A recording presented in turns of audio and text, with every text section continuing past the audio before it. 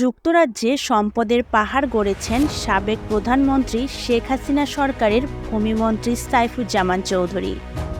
যুক্তরাজ্যে $250 মিলিয়ন খরচ করে 360টি বিলাসবহুল বাড়ি কিনেছেন তিনি, যা বাংলাদেশি অর্থে প্রায় 3,000 কোটি টাকার সমান। এছাড়াও দুবাই, নিউ ইয়র্ক, সিঙ্গাপুর ও মালয়েশিয়া মিলিয়ে দেশের বাইরে প্রায় 8,367 কোটি টাকার সম্পত্তি গড়েছেন তিনি। কাতার ভিত্তিক আন্তর্জাতিক গণমাধ্যম আল জাজিরার প্রকাশিত এক অনুসন্ধানী প্রতিবেদনে এ তথ্য উঠে এসেছে।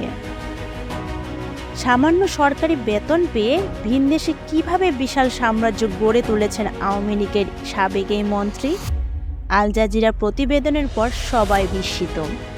আল জাজিরার অনুসন্ধানে বেরিয়ে এসেছে, যুক্তরাজ্য ছাড়াও মধ্যপ্রাচ্যের দেশ সংযুক্ত আরব আমিরাতের দুবাই, যুক্তরাষ্ট্রের নিউ ইয়র্ক, সিঙ্গাপুর এবং মালয়েশিয়ারও নিজের রিয়েল এস্টেট ব্যবসাকে সম্প্রসারণ করেছেন সাইফুজ্জামান।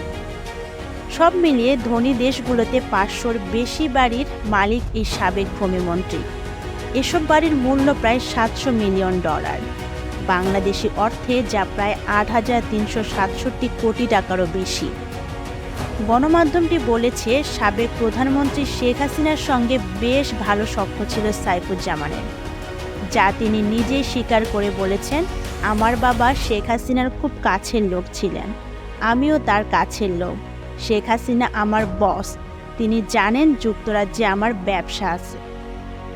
প্রতিবেদনে বলা হয়েছে, সাইফুজ্জামান চৌধুরী 2017 সালের দিকে সম্পত্তি কেনা বাড়িয়ে দেন।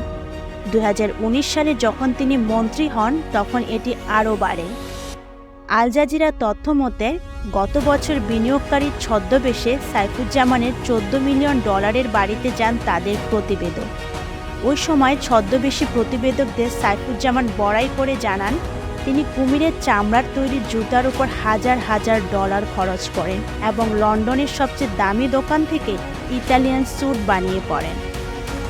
এছাড়া ওই সময় লন্ডনের নিজের বাড়িও ঘুরিয়ে দেখান সাইফুজ্জামান, যে বাড়িতে রয়েছে সিনেমা হল, জিম, ব্যক্তিগত এলিভেটর এবং নতুন রোলস রয়েলস গাড়ি রাখা নিরাপদ আন্ডারগ্রাউন্ড পার্কিং এরিয়া।